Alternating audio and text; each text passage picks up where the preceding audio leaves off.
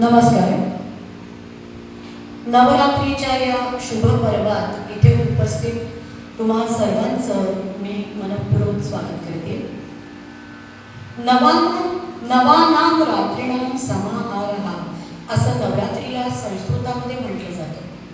याचा अर्थ म्हणजे नवरात्रींचा समूह. या 9 दिवस आणि 9 रात्री मिळून नवरात्र उत्सव आपण साजरा करत असतो. या उत्सवात आदिमाया जगदंबेचं कधी शक्ती रूपात तर कधी मातृरूपात पूजन केलं जातं. भारतामध्ये जगदंबेची एकूण 52 शक्तिपीठं आहेत. त्यापैकी बंगालमध्ये काली माता, उत्तरेत वैष्णवी आणि गुजरातमध्ये ती अंबाजी म्हणून संबोधली जाते. महाराष्ट्रात आदिमायेची एकूण 4 शक्तिपीठं मानली गेली आहेत. कोल्हापूर वासिनी महालक्ष्मी, तुळजापूर वासिनी भवानी, माहूर निवासिनी रेणुका देवी आणि वणीची सप्तशृंगी हे अर्धपीठ मानलं जातं. त्याशिवाय दुर्गा, नारायणी, कात्यायनी या विविध रूपात ओळखली जाणारी ही जगदंबा म्हणजे स्त्री रूपातलं चैतन्य रूपच, चैतन्य शक्तीच. नवरात्रीतल्या या 9 दिवसात देवीचं विविध रूपात पूजन केलं जातं. आजची ही आहे 5वी माळ आणि आज आहे ललिता पंचमी. या दिवशी ललिता गौरी या देवीच्या रूपाचं पूजन केलं जातं. आजचं देवीचं जे रूप आहे त्याला स्कंदमाता असंही म्हटलं जातं. शंकर पार्वतीच्या पुत्राचं कार्तिकेयाचं स्कंद हे एक नाव आहे. या स्कंदाची ती माता म्हणून ती आहे स्कंदमाता. देवीचं स्कंदमाता हे रूप 4 भुजाधारी आहे. हिचा रंग शुभ्र आहे आणि ही कमळावर विराजमान झालेली आहे म्हणून हिला पद्मासना असंही म्हटलं जातं. याच दिवशी सरस्वती पूजनाचंही खूप महत्त्व आहे. आजच्या या ललिता पंचमीच्या शुभ दिवशी आम्ही ओंकार संगीत विद्यालयाचे कलाकार आणि साधक सरस्वती उपासना गृहात देवी शारदेच्या चरणी संगीत रूपी सेवा देण्यासाठी उपस्थित आहोत. अति सौम्य अनरौद्रेला सादर करते नमो नमः.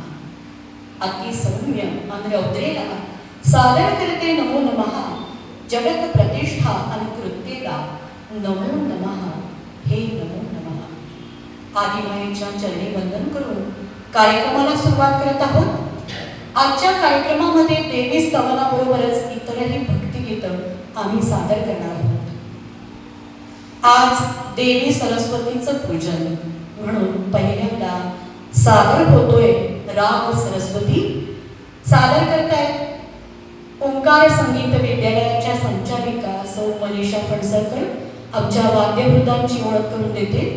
हार्मोनियमवर आहे ओंकार फणसरकर आणि तबल्यावर दिनेश डोळे. ऐकूया राग सरस्वती.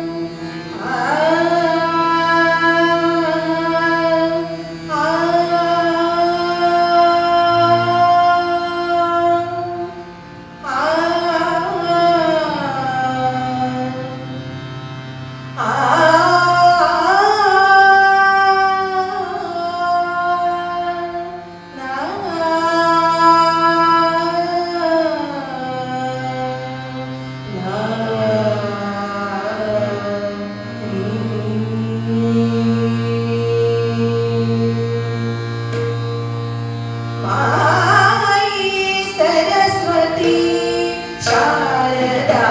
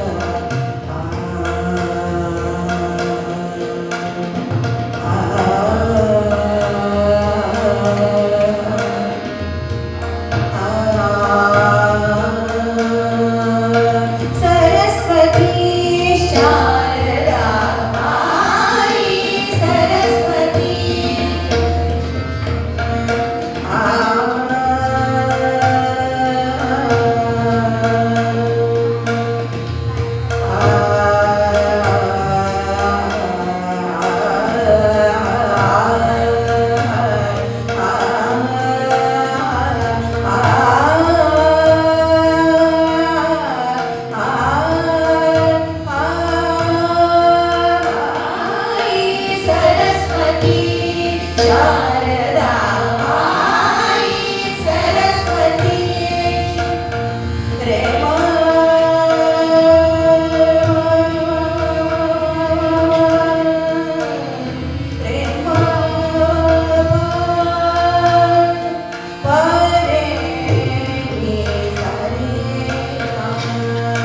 सरस्वती शारदा आई सरस्वती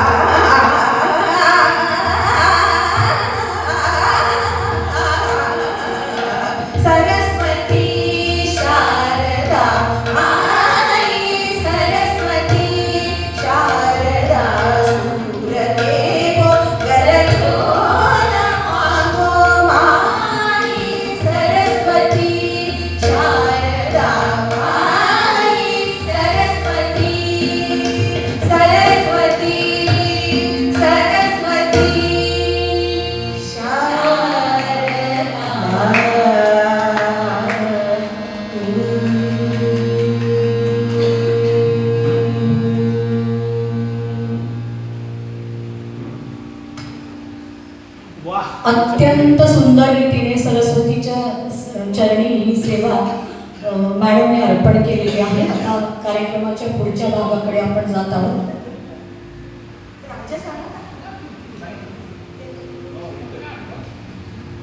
आता यापुढे आपण सगळी भक्तिगीतं ऐकणार आहोत आणि अर्थातच प्रथम वंदन आहे ते गणेशाला. निराकार ओंकार निर्गुण रूप, निराकार ओंकार निर्गुण रूप, गणेशा तुझे रूप तेजस्वरूप. तुझ्या आरतीला नभी लक्ष दीप, कसे सांग वर्णू तुझे विश्वरूप. ज्या ओंकारामध्ये सगळं विश्व सामावलेलं आहे त्या गणेशाची स्तुती आता आपण ऐकणार आहोत. गात आहेत ओंकार संगीत विद्यालयाच्या संचालिका सो मनीषा फणसळकर. गणाने पाव.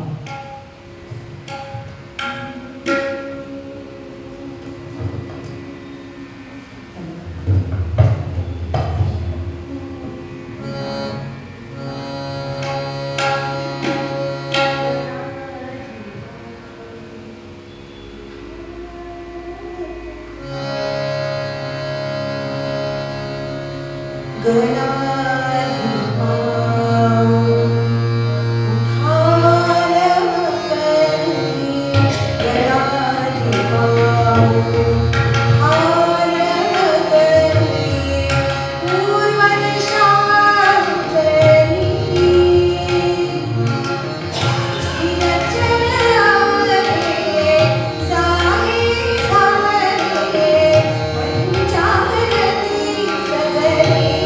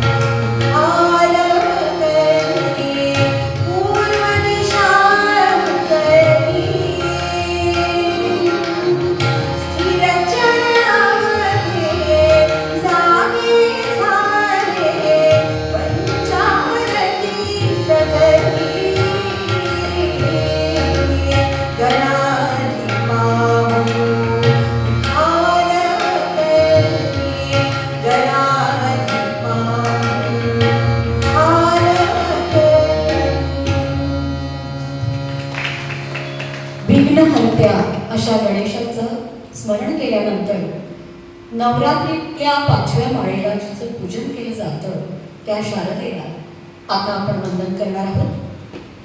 सरस्वती ही ज्ञानदायिनी, विद्यारूपिणी आणि आदिमयेचंच एक रूप. ओम एम विद्यातत्वम शोधयामी नमस्वः. आणि विद्यातत्व म्हणजे अद्ययावत ज्ञान. अद्ययावत ज्ञान म्हणजे सरस्वतीची उपासना. ज्ञान, शिक्षण, बाळ, कला, संगीत, भाषा आणि संस्कृतीची देवी म्हणून नवरात्रीमध्ये सरस्वतीची पूजा केली जाते. ओम एम विद्यातत्वम शोधयामी नमस्वः. ओम ह्रीं क्लीं शिवतत्व शोधयामी नमस्वः. ओम क्लीं सर्वतत्व शोधयामी नमस्वः. या अध्यात्मिक सूत्रांमुळे देवी विश्व सामावली जाते. आता ऐकूया याच शारदेचं स्तवन.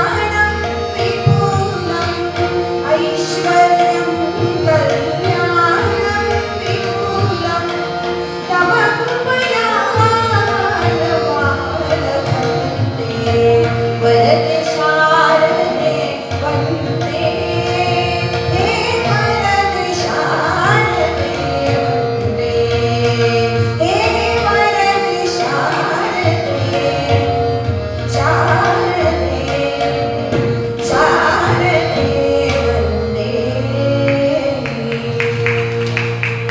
खूपच छान असं हे संस्कृत स्तवन शारदेचं आता आपण ऐकलं. देवी रूप काय आहे तर देवी हे परम तेजाचं परमसत्तेचं मातृरूप मानलं जातं आणि म्हणूनच या देवी सर्व भूतेषु मातृरूपेण संस्थिता नमस्तस्यै नमस्तस्यै नमस्तस्यै नमो नमः. या श्लोकाच्या उच्चारणाने त्या शक्तीची प्रशंसा केली जाते, तिच्याबद्दल कृतज्ञता व्यक्त केली जाते. मातृरूपेण, शक्तिरूपेण, बुद्धिरूपेण, दयारूपेण, वृत्तीरूपेण ही सगळी विशेषणं विविध गुणांची दर्शक आहेत आणि महत्त्वाचं म्हणजे त्या सगळ्या अनेकविध क्षमता आहेत मानवाच्या. त्या अधिक प्रमाणात व्यक्त होतात स्त्रीच्या ठिकाणी, तिच्या व्यक्तिमत्वातून. तिच्या या क्षमतांचं स्वीकरण आणि या क्षमतांमुळे ती या जगाला जे उपकृत करते त्यासाठी कृतज्ञता व्यक्त करण्याचा सोहळा म्हणजे देवी नवरात्र असते. आता पुन्हा एकदा शारदेचे स्तवन आपण ऐकणार आहोत सौ मनीषा फणसळकर यांच्या स्वरात.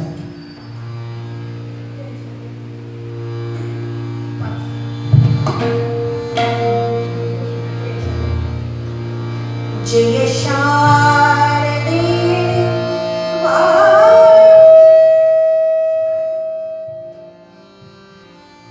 जय शारदे वागेश्वरी जय शारदे वागेश्वरी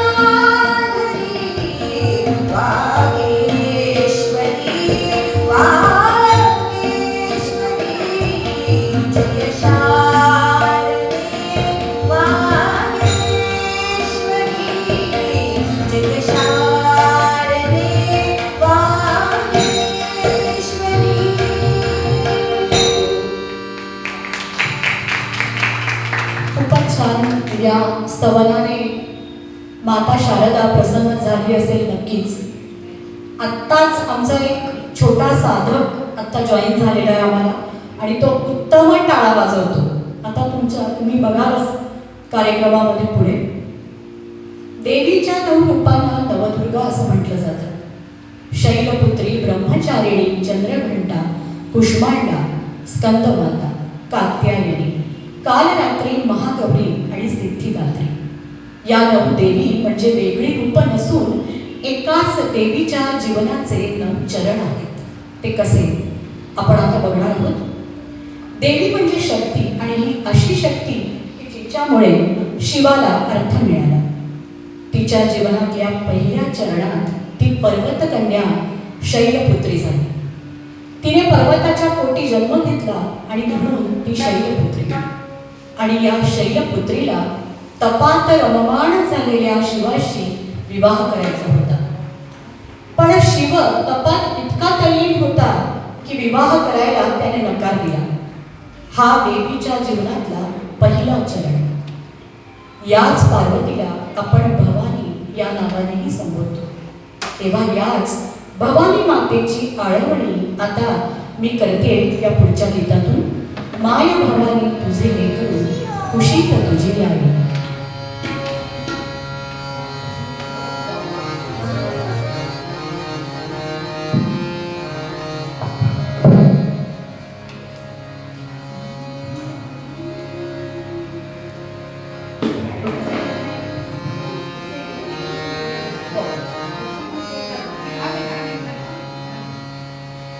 माय भवानी तुझे लेकरू खुशीत तुझी आई.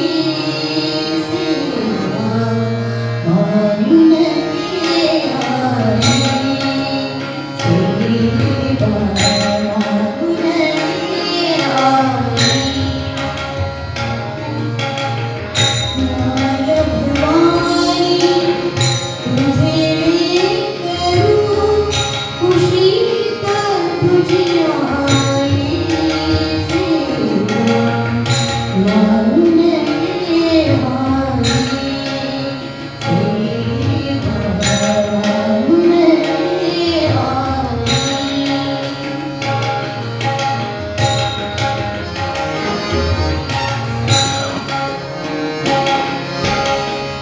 तू विश्वाची रचली माया, तू शीतल छायेची माया. तू विश्वाची रचली माया, तू शीतल छायेची माया.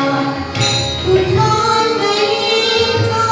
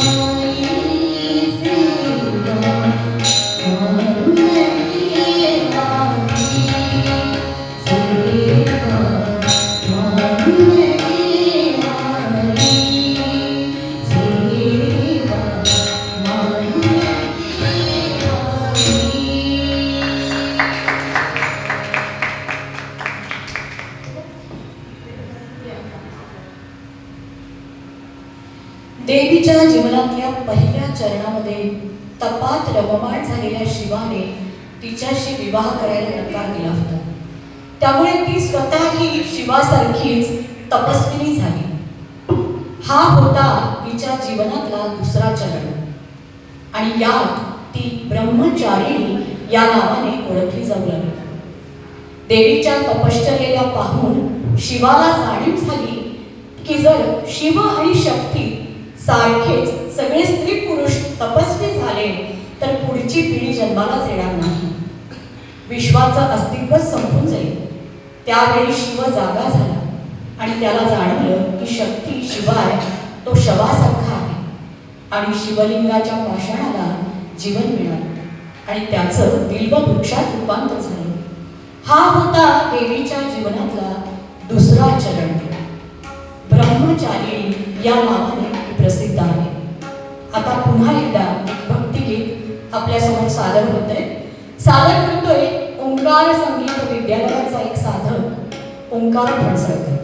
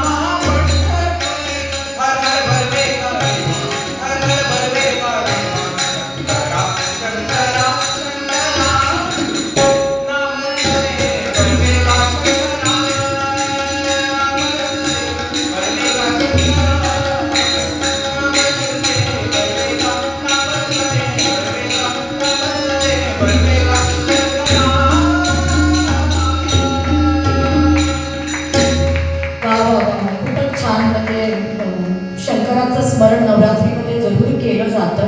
ते आत्ता या गीतरूपाने आपल्यासमोर ओंकारने केलेलं आहे. देवीच्या देवीच्या जीवनातल्या तिसऱ्या चरणाकडे आता आपण जात आहोत.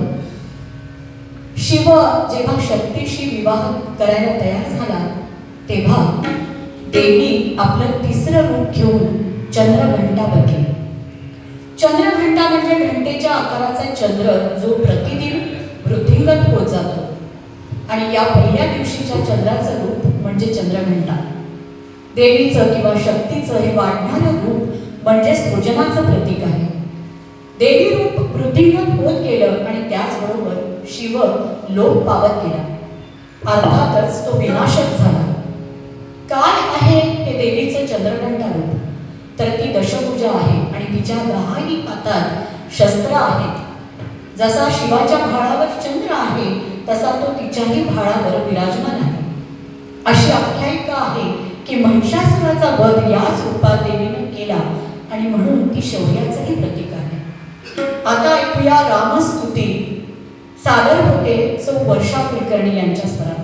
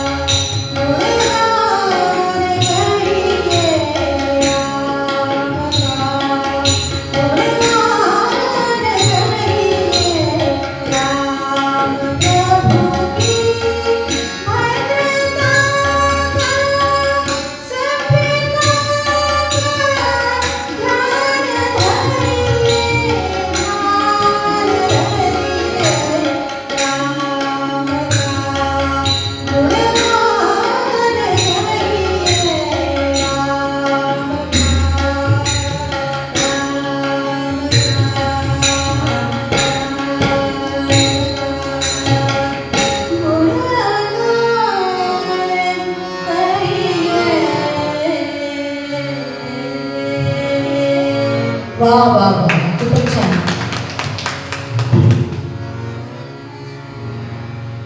कार्यक्रमामध्ये वेगवेगळी भक्तिगीतं आपण ऐकतो आहोत.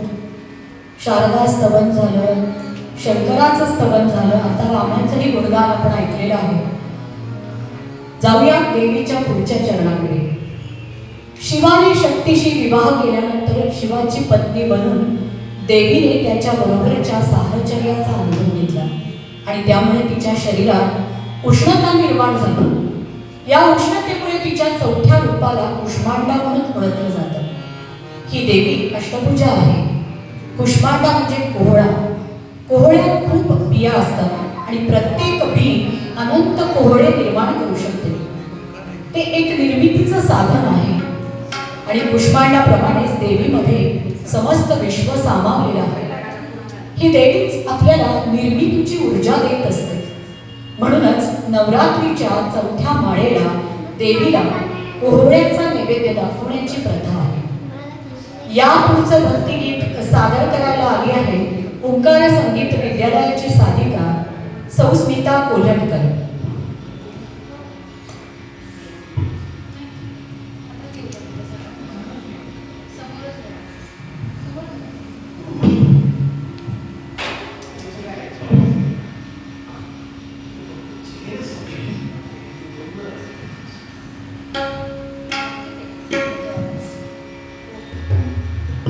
Hello hello.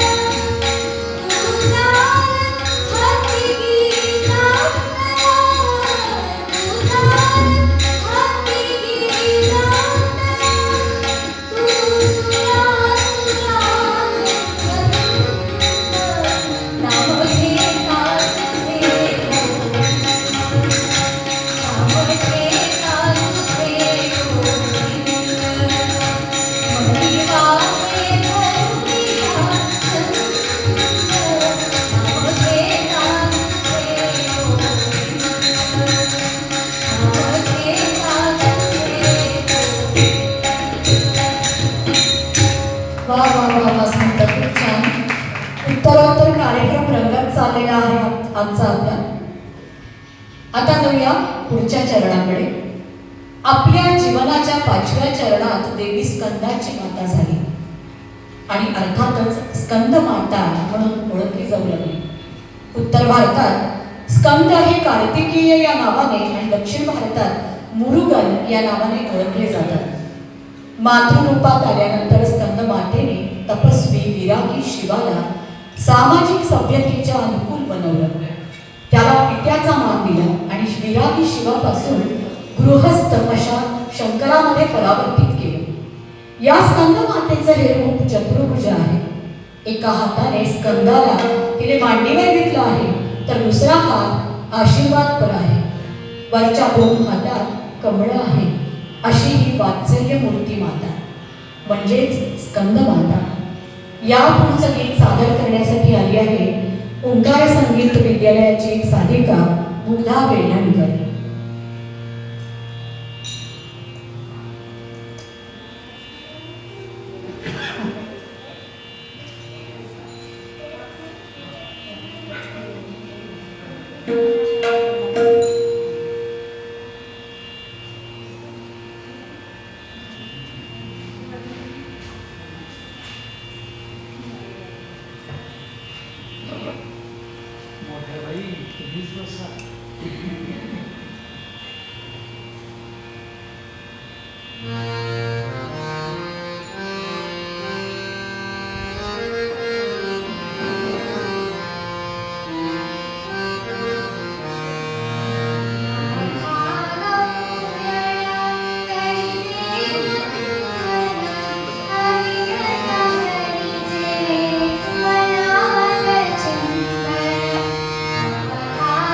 Thank you.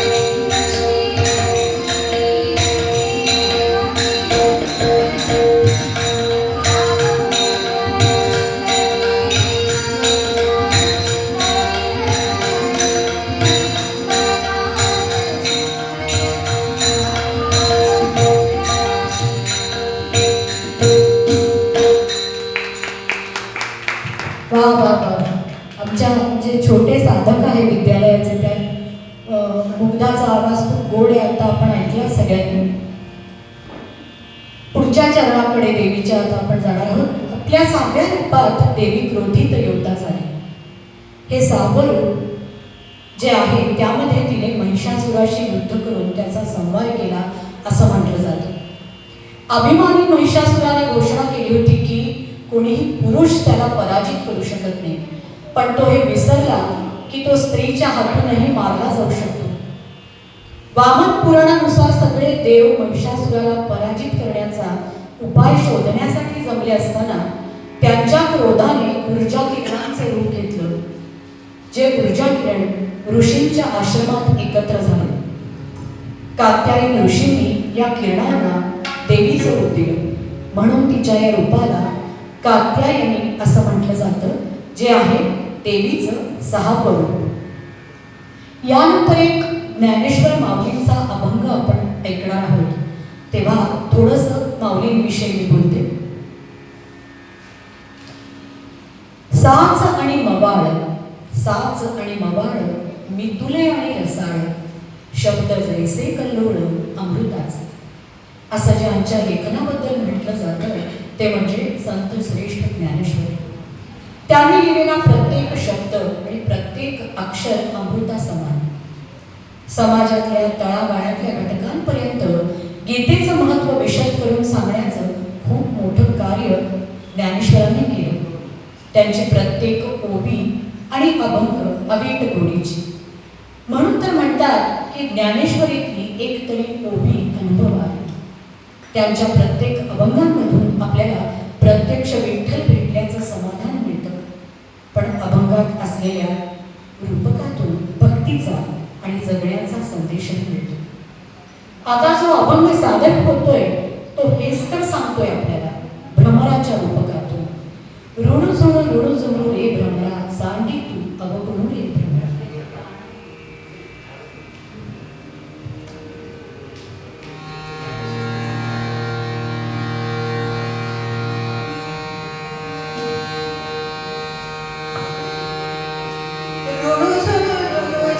रे भ्रमरा, सांडी तू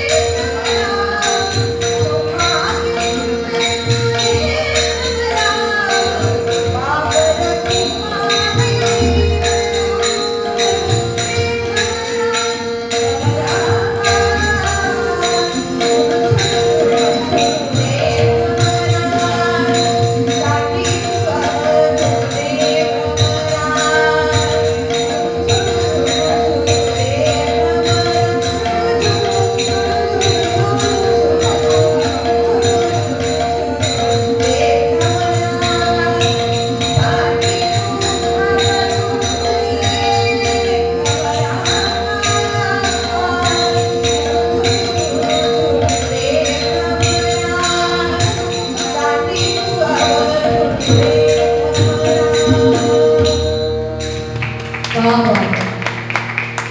एक वेगळा म्हणजे फ्लेवर ज्याला म्हणतो तो हा आहे अभंगांचा. तो आता आपण ऐकला. आपण आता आलोय देवीच्या 7व्या रूपाकडे. देवीचं हे 7वं रूप जे आहे ते काल रात्री. हे रूप आधीच्या सगळ्या रूपांपेक्षा अत्यंत भयंकर असं रूप आहे. या रूपामध्ये असं म्हणतात की तिने चंड आणि मुंड या राक्षसांचा संहार केला. हे तिचं सर्वात उग्र असं रूप आहे. काळं काळ शरीर, 3 रक्ताळलेले डोळे आणि विखुरलेला केश संभार असणारी ही देवी आहे. जिचं वाहन आहे गाढव, गळ्यात कवटीचा हार आणि हातात खड्ग. चंड आणि मुंड राक्षसांच्या संहारानंतर असं म्हणतात की देवी लगेचच शांत झाली आणि पुन्हा शिवाबरोबरच्या आपल्या संसारामध्ये रममाण झाली. आता पुन्हा एकदा एक शारदास्तवन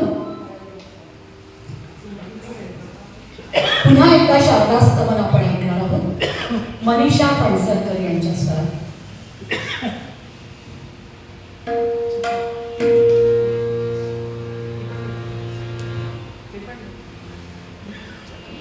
पैसे द्यायचे तुमचे पण सगळ्यांचे.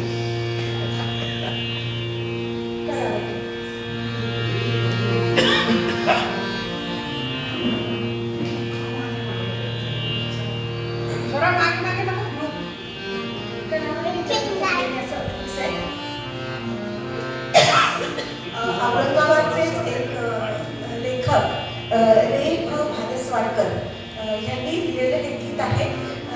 हे गीत सरस्वती भुवन आणि शारदा मंदिरमध्ये गायलं जातं. आळविण्या शारदेला शब्दगंधा येते.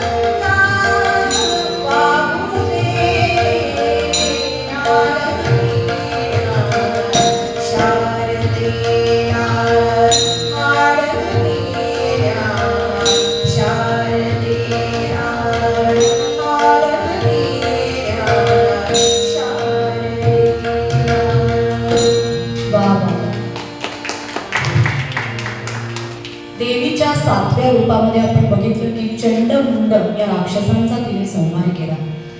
आता या दोन्ही राक्षसांच्या संहारानंतर देवी शांत झाली आणि आपल्या 8व्या रूपात ती बनली महागौरी. महागौरी ही गृहिणी झाली. आपल्या पूर्वीच्या रूपात ती रणभूमीवर उन्मत्त होऊन युद्ध करत होती, दुष्टांचा संहार करत होती. पण या महागौरी रूपात ती शांत सोज्वळ बनली. तिने आपले मोकळे केस बांधले आणि ती अन्नपूर्णा बनून घरात बसली, यासाठी की पती शिवशंकराला भोजन देऊ शकेल. ती सौंदर्य आणि ऐश्वर्याची देवी मानली जाते. त्रिशूल, डमरू आणि अभय मुद्रा धारण केलेलं हे देवीचं महागौरी रूप म्हणजे चतुर्भुज स्वरूप आहे. यानंतर समूह स्वरामध्ये करूया जय जयकार मातेचा आपण ऐकणार आहोत.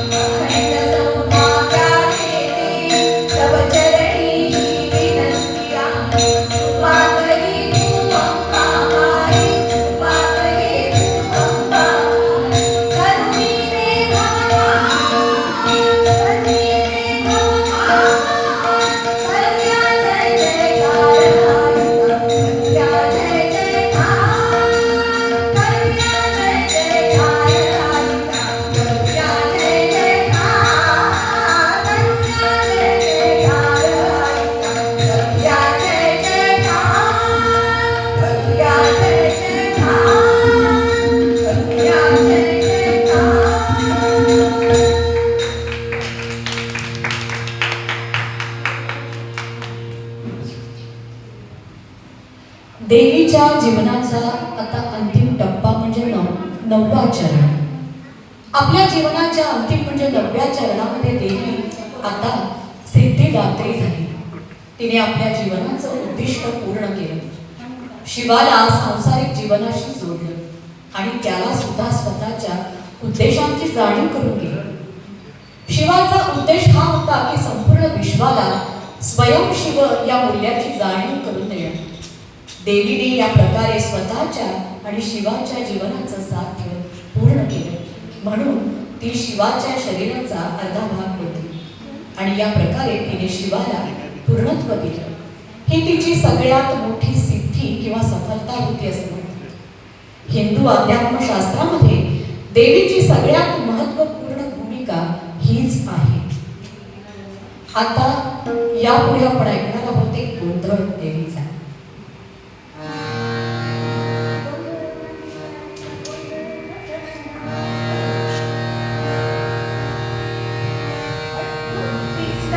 गोंधळ मांडला इतका गोंधळ घातला, गोंधळ मांडला इतका गोंधळ घातला, रेणुका माझ्यासाठी गोंधळ घातला, रेणुका माझ्यासाठी गोंधळ घातला, गोंधळ मांडला इतका गोंधळ घातला, गोंधळ मांडला इतका गोंधळ घातला.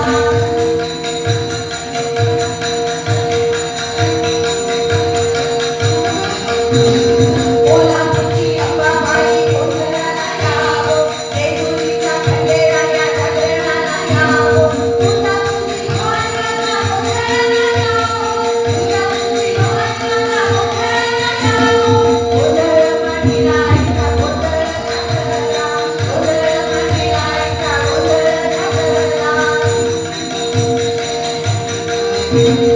बाहुलगडची रेणुकाई गोंधळाला यावो, अष्टभुजारी विहारची महिषासुरमर्दिनी हो, चंडी येते उदयी असुरवाहिनीला, चंडी येते उदयी असुरवाहिनीला.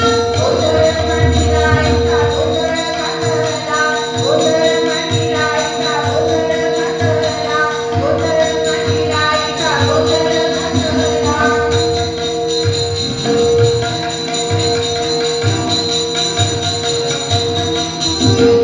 अनंत रूपे गंगाईची गोंधळाला यावो, सप्तशृंगी गणेशदेवी कंसाला पाहेवो, ओंकारिका लयाची रेणुका गोंधळाला यावो, ओंकारिका लयाची रेणुका गोंधळाला यावो, गोंधळ मांडला इतका गोंधळ घातला, गोंधळ मांडला इतका गोंधळ घातला, रेणुका माझ्यासाठी गोंधळ घातला, रेणुका माझ्यासाठी गोंधळ घातला, गोंधळ मांडला इतका गोंधळ घातला, गोंधळ मांडला इतका गोंधळ घातला, गोंधळ मांडला इतका गोंधळ घातला, गोंधळ घातला, गोंधळ घातला.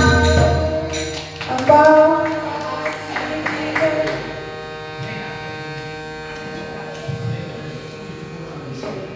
हो,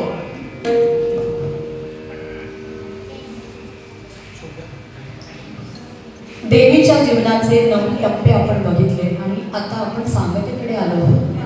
नवरात्रीच्या या ऊर्जा काळात माता सरस्वतीच्या चरणी आजची ही संगीत सेवा रुजू करण्याची संधी आम्हाला मिळाली, त्यासाठी खांबेकर परिवाराचं मी ओंकार संगीत विद्यालयातर्फे आभार मानते. याच देवी तत्वाला शरण जात कार्यक्रमाची सांगता करून या गीताचा आनंद आपण आता घेणार आहोत. मी शरण तुला जगदंबे, मनीषा फणसळकर यांच्यासह.